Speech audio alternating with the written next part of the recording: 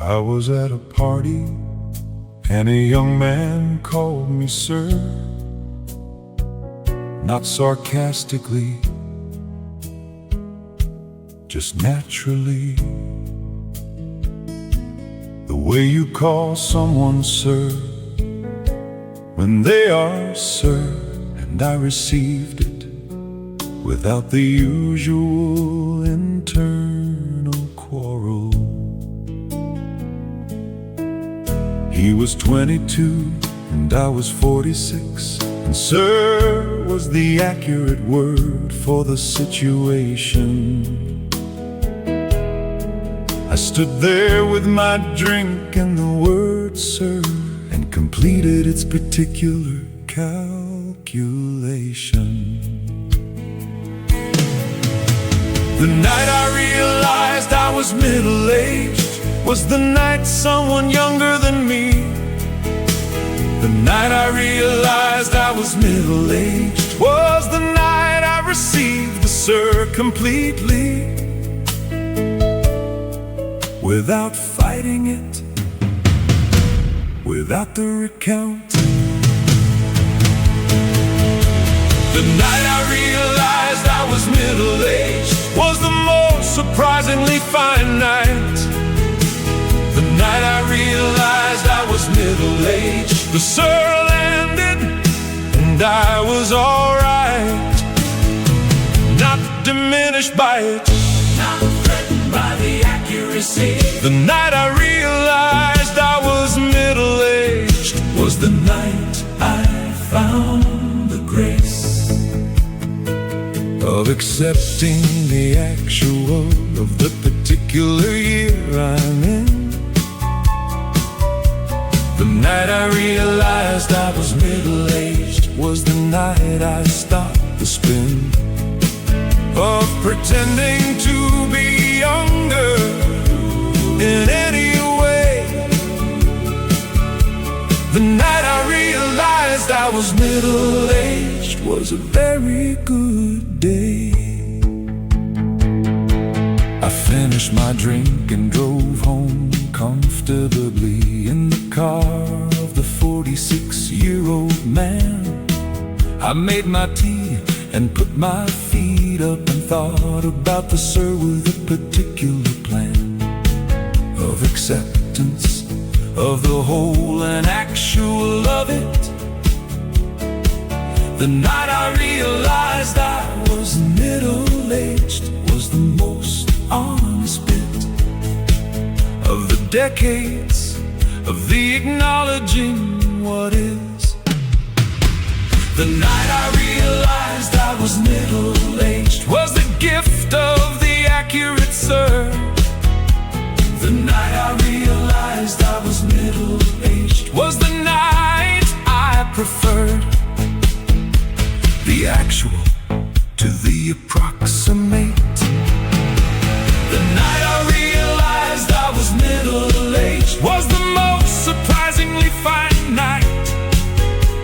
The night I realized I was middle-aged, the sir landed and I was alright.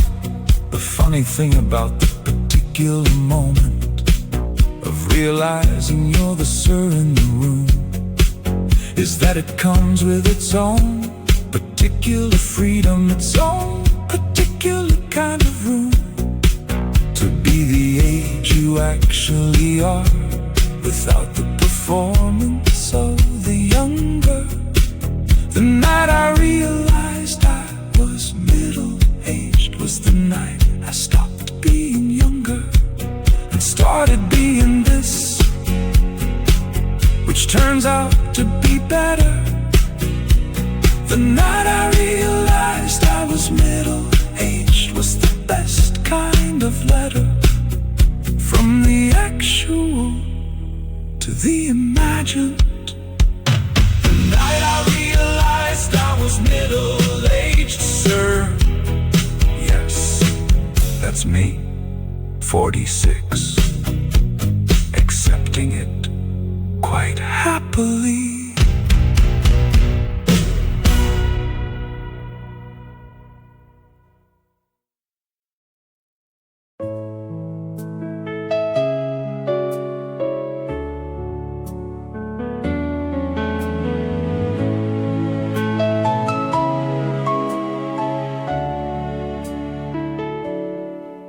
knew a week ahead it was the last night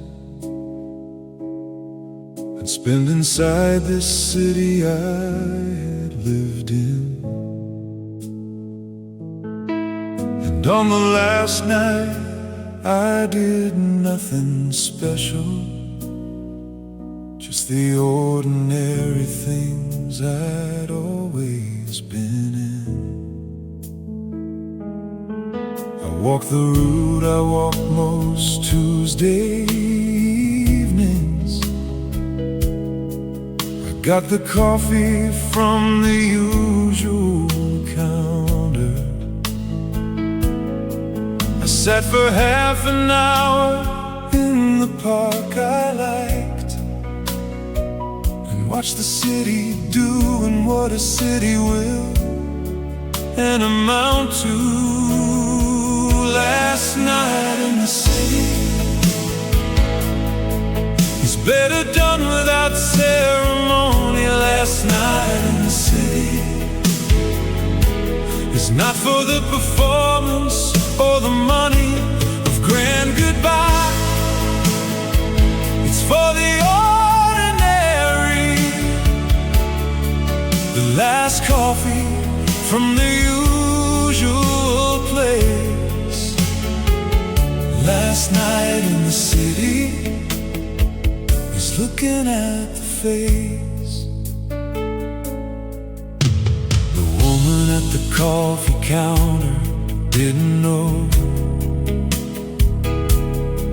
that she was giving me the last one of these mornings. I paid and said thank you like the other mornings, without the weight of all the unheard warnings. That's how it should be, I think at the end. The city unaware of what it's losing, the city going about its ordinary, while I go about my ordinary choosing. Last night in the city is better done without ceremony. Last night in the city is not for the performance or the money of grand goodbye. It's for the ordinary, the last coffee from the usual place. Last night in the city is looking at the face. I've left places before and I'll leave again. The particular skill of the life of moving is learning to carry the city with you, to take the coffee counter and the proving ground of the park in the Tuesday evening walk into whatever comes after and wherever. Last night in the city isn't an ending, it's a transfer that'll hold the city forever. Last night in the city, I did it quietly. Last night in the city, I did it rightly. The ordinary coffee in the ordinary park, and the city not knowing and not needing to. Last night in the city is carrying you through. Last night in the city, the last coffee, the parking, the usual light going, carrying it with me, all of it.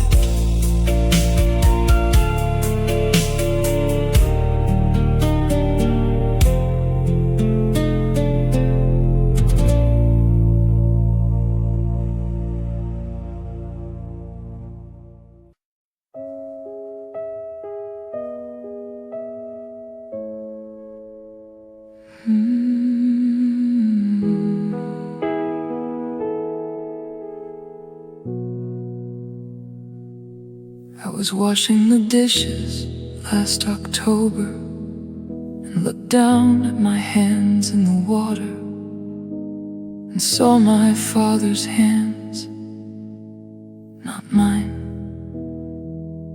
The particular shape of the particular daughter,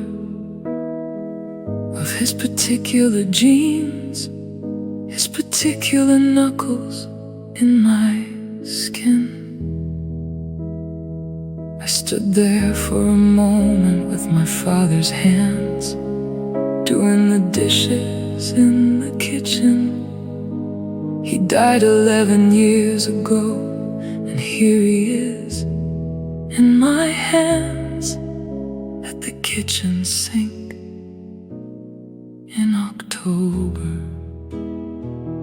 My father's hands are in my hands now. My father's hands are doing the dishes somehow, in a kitchen he never visited, in a life he only knew the early of. My father's hands are the most particular kind of love. Still arriving, still here. My father's hands are washing the dishes at 50. My father's hands are the most particular kind of gifting that the dead leave for the living. The particular genetics of the knuckle and the palm. My father's hands are the most particular song of the continuing of the past in the present. My father's hands are in mine, and it's pleasant and it's grief, and it's both at the kitchen sink, October.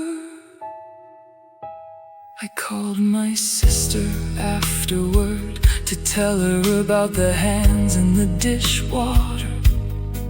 She laughed and said she'd had the same thing, looking in the mirror at the particular daughter of our mother's eyes, looking back from her face. My father's hands and my mother's eyes in two different places, living on without them. My father's hands are the most particular inheritance. My father's hands are the most particular persistence of the person after they are gone, in the bodies of the ones they made. My father's hands are washing the dishes at 50. My father's hands are the most particular kind of gifting. I think about the things I'll leave in the bodies of the people who come from me eventually. The particular genetic letter of the knuckle, the particular eyes of my family. Still arriving in kitchens in Octobers, decades after I've left the years. My father's hands are in my hands, washing dishes, and the grief and the love are the same wet thing in October at the kitchen sink. My father's hands still here, still doing the dishes, still washing, still mine, still his, still both of us at the sink.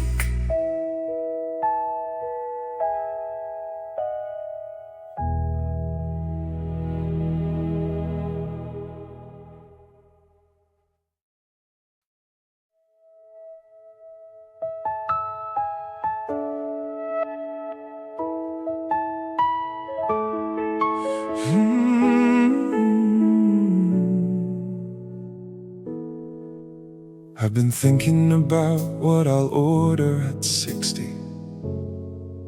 Not with dread, but with a particular curiosity.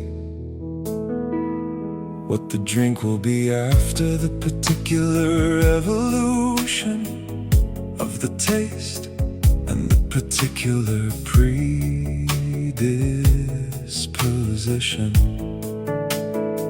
toward whatever 60 finds useful at the bar. I started with the performance and moved to the honest, and 60 might be somewhere between the scar and the healed, something quieter than now. The drink I'll have at 60 is a particular kind of thinking ahead. The drink I'll have at 60 is the most particular kind of thread between the 50-something now and the 60-something coming. The drink I'll have at 60 is the drink that 60 earns. The drink I'll have at 60 is the glass that 60 turns into the particular understanding of what 60 needs from a drink. The drink I'll have at 60 is the glass I'm going to think about when I'm sitting at this bar in 10 years from this Thursday. The drink I'll have at 60 is the most particular kind of Monday, becoming Tuesday, becoming the decade. The drink I'll have at 60 is the next grade of the earning. Maybe at 60 it's something simpler, more distilled and more precise. Maybe at 60 it's the most honest thing, not the performance, not the twice thought twice, just a drink that 60 needs. The drink I'll have at 60 will be whatever 60 feeds to the particular self of the arrived. The drink I'll have at 60 is 10 years away from here. The drink I'll have at 60 is the most particular kind of fear that isn't fear at all, just the curious projection. The drink I'll have at 60 is the drink that 60 earns. The drink I'll have at 60 is the glass that 60 turns. What I know from the previous transitions is that the drink changes with the person. The drink at 30 was the performance. The drink at 40 was the worsen and improve. The drink at 50 is the arrived. The drink I'll have at 60 is the most survived. Of all the drinks, the most particular 60. The drink I'll have at 60 is sitting there in the nifty future, waiting 10 years. I'll find out then what 60 drinks. I'm curious.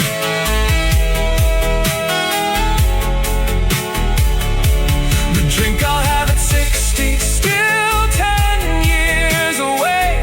Still curious, still here at 50. Still ordering the 50 drink, which is already the best drink I've had.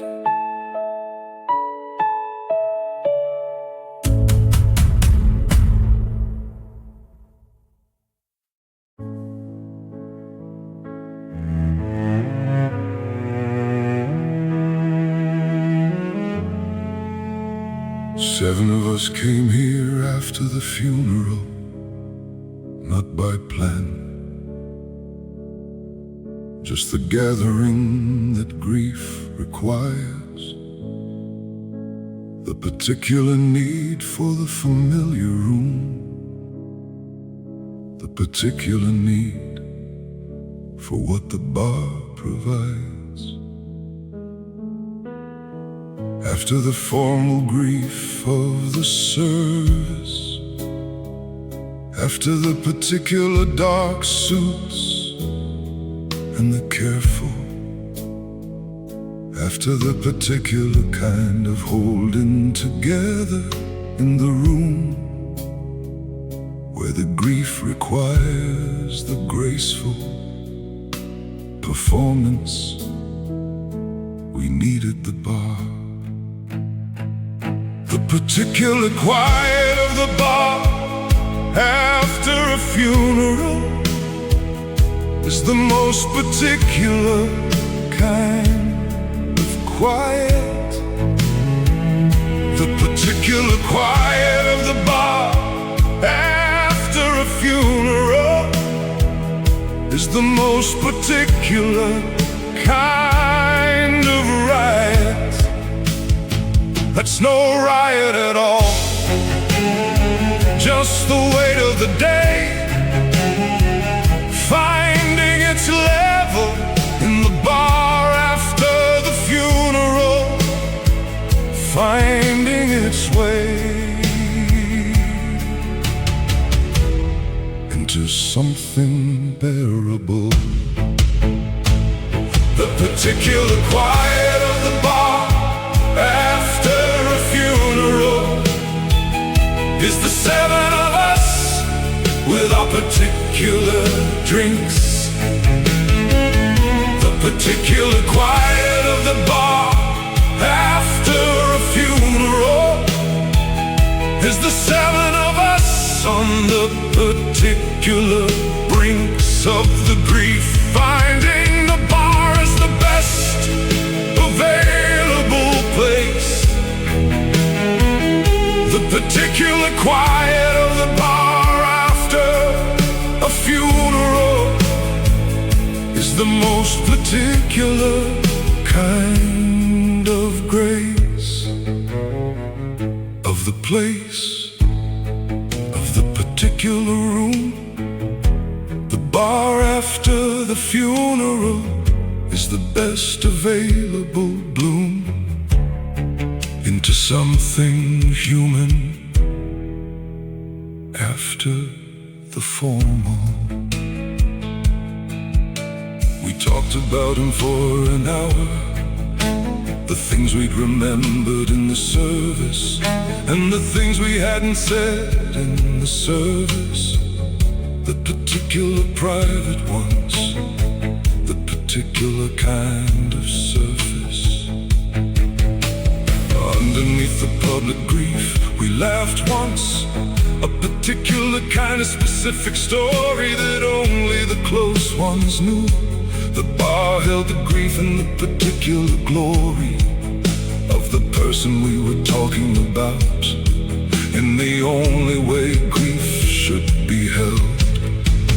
The particular quiet of the bar after a funeral is where the private grief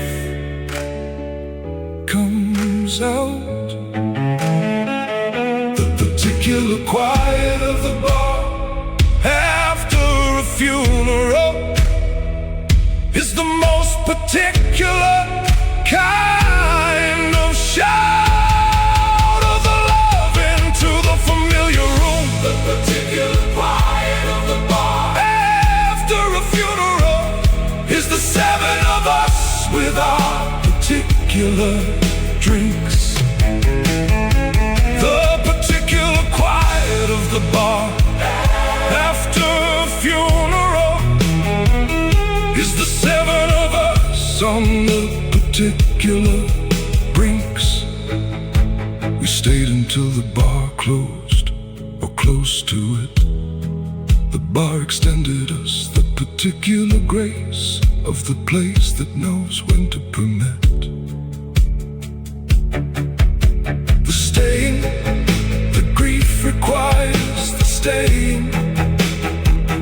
The particular quiet of the bar after a funeral is the particular kind of paying of the tribute in the only way the close ones can.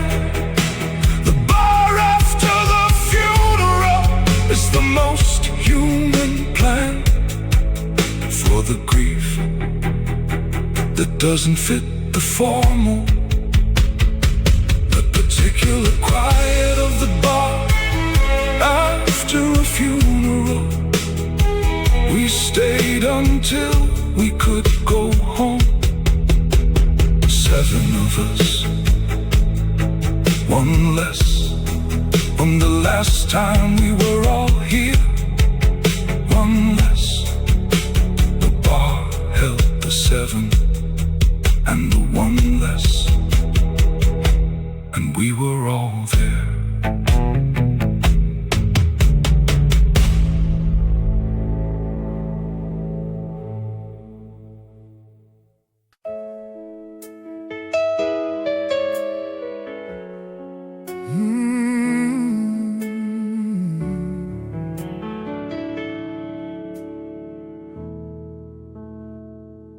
I was right in the argument at 37.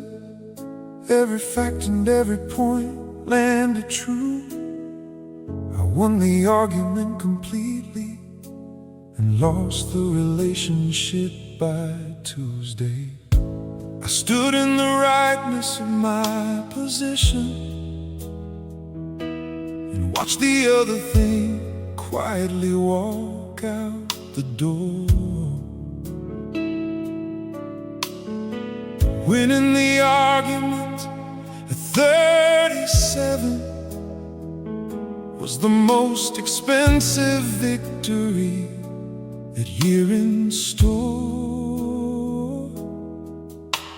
The argument I won that cost me everything was the clearest lesson I have had. The argument I won that cost me everything was the most educational bad decision of the decade of choosing the right over the relationship. The argument I won that cost me everything is the argument I still think about. The argument I won that cost me everything is the most instructive route to the understanding that the winning is the wrong measure. The argument I won that cost me everything taught me to re-treasure what the argument was actually about, which was the relationship, not the rightness. The argument I won that cost me everything showed me the lightness of the victory and the weight of the cost. I've been softer in the argument since that one. Not in the wrong kinds of things, not in the things that require the standing ground, but in the things where the winning brings only the winning and nothing else worth having. The argument I won that cost me everything is the most instructive habit of the wrong price, the wrong cost. The argument I won that cost me everything is 20 years of dinner conversation. The argument I won that cost me everything is the most used illustration in the lesson I keep learning about what's worth the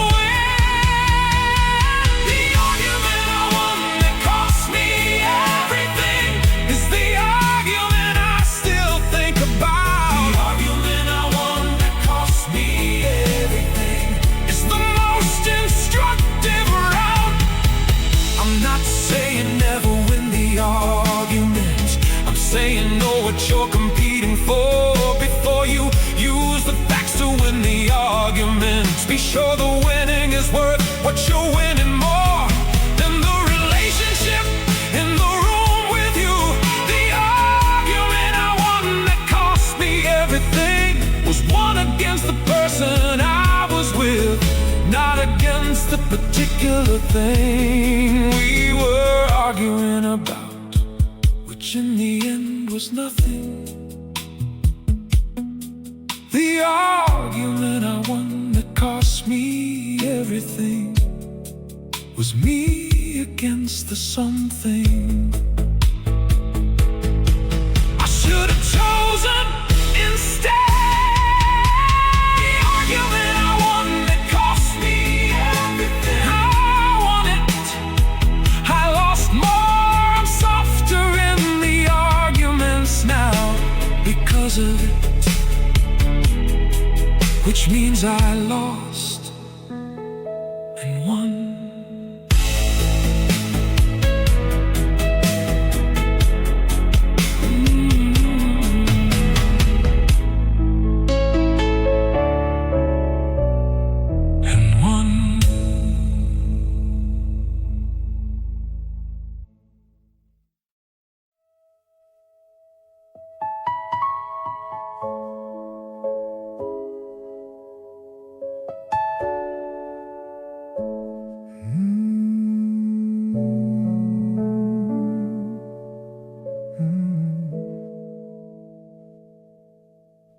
I found a bar in a part of the city I don't usually go to, where nobody knows my name or my odor or my face. I sit there sometimes when I need the anonymity of being just a person in a space. There's something clean about the bar where nobody knows you. No history and no accumulated role. Just a man with a drink in the particular evening. Nobody's regular, nobody's so. The bar where nobody knows you, it's the bar where you can be whoever shows up. The bar where nobody knows you, it's the bar where the ears don't have to come up. The bar where nobody knows is the one I need sometimes. The bar where nobody knows is the one without the rhymes of who I was last Thursday and the Thursday before, without the context of the known and the regular. The bar where nobody knows is the bar where I can be more than the version of myself that has been known in the places I've accumulated into. The bar where nobody knows is the fresh page, starting from nothing, being nobody specifically. The bar where nobody knows is freedom. I ordered something I don't usually order, just because nobody would have raised an eyebrow. The bartender treated me like anyone, no special attention and no particular how are you in the mood, or I thought you were off that. Just the ordinary treatment of the new. The bar where nobody knows you gives you back to you. The regular bars accumulate the knowing, and the knowing is mostly good and mostly kind. But the bar where nobody knows you is the bar that rests a different part of the mind. The bar where nobody knows is the one I need sometimes. The bar where nobody knows is the one without the rhymes. I go back to the known bars after, the ones where I'm the gray coat at the end. The anonymous bar is a kind of holiday before the known comes back around the bend. The known is home, the unknown is the breathing space. The bar where nobody knows is the temporary grace of being nobody before being somebody again. The bar where nobody knows is part of the rotation. The bar where nobody knows, finishing this drink, going home, back to the known, rested by the nobody, back to the somebody.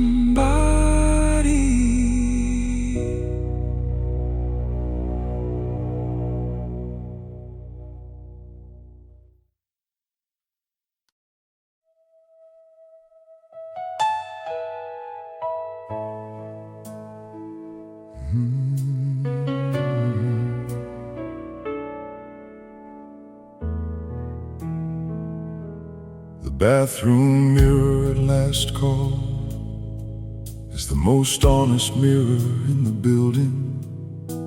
I passed it on the way out last Thursday and stopped for the particular kind of reading that the late night mirror offers. The face after the hours of the bar, the particular loosened version of the face that the daytime doesn't show by far. The lines more visible in that light, the eyes more honest. Something in the face at last call that the morning face is too composed to let through.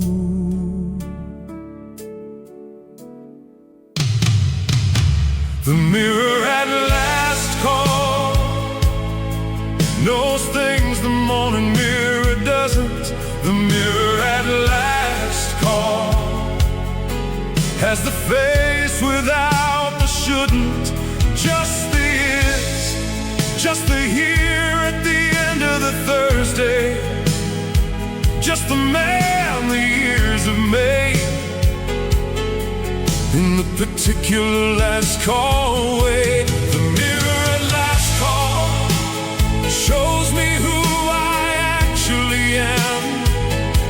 The mirror at last call shows me past the program of the maintained and the presented version to the underneath at the end of the night. The mirror at last call tells me I'm alright. In the way of the actual, in the way of the real, the mirror at last call is the most honest kind of deal. The face in the last call mirror is not a bad face for what it's been through. The lines are the lines of a particular life, the particular life that this particular person lived through. I looked at it for longer than a man should. Stand at a last call bathroom mirror, and what I saw after the looking was something I could hold without the fear that I had feared before the looking. The mirror at last call, invitation to the actual. The mirror at last call is the most practical form of the knowing of the face place you've earned. The mirror at last call shows me who I actually am. The mirror at last call shows me past the program. I've been kinder to the face in the last call mirror since I started really looking at it. The face has earned the kindness, the years of the living have earned it. The lines are not the failing, they're the record. The mirror at last call is the most particular kind of scored account of the years. The mirror at last call deserves the kind of looking without flinching, without the quick glance and away. The mirror at last call is worth the staying. The mirror at last call, good night, good fates, good years. See you next Thursday.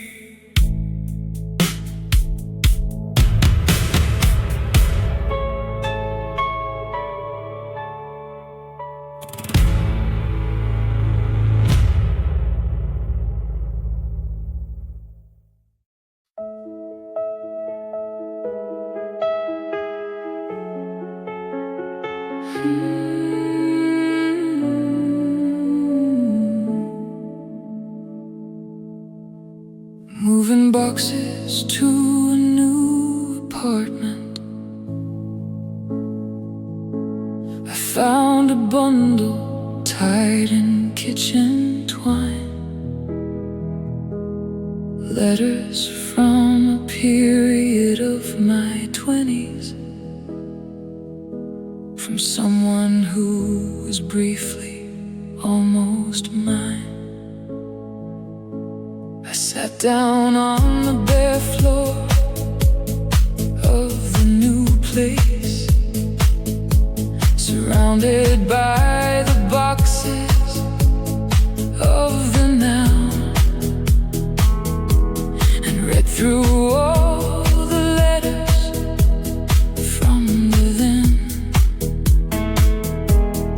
letters from a different kind.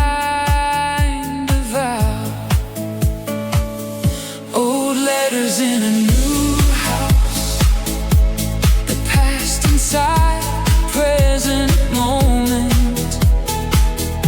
Old letters in a new house, the former self still holding all the words I wrote and all the words received from the years before this chapter came.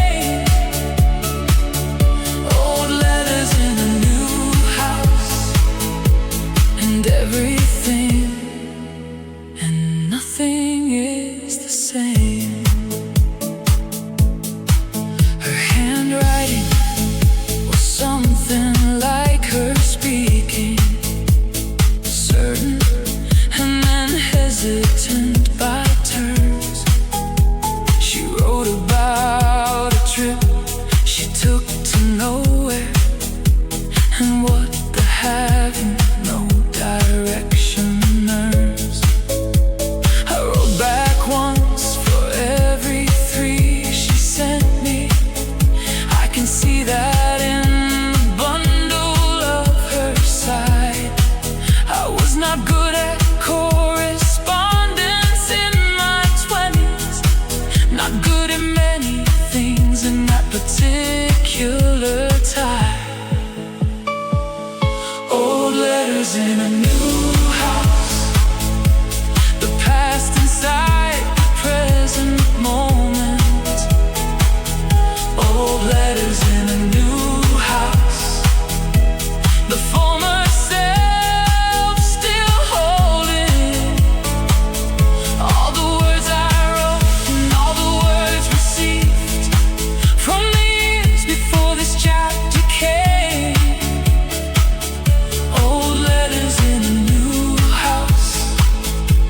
and everything, and nothing is the same.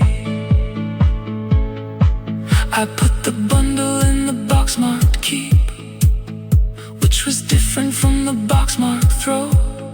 Not because I'll read them often in the future, but because the bundle is the proof I know that I was someone in those years worth the writing to, that someone took the time to put me into words.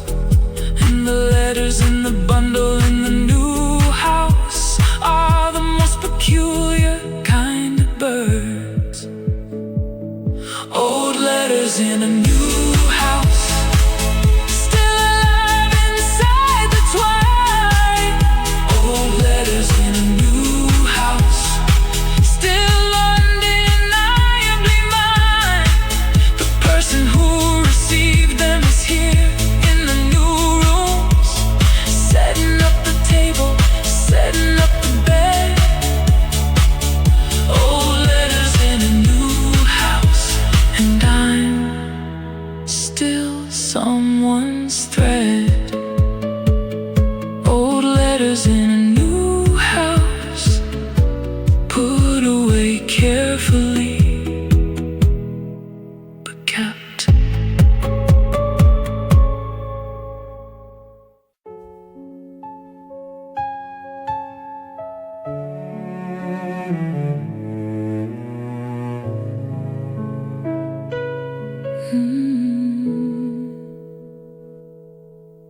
There is a quiet before the hard thing happens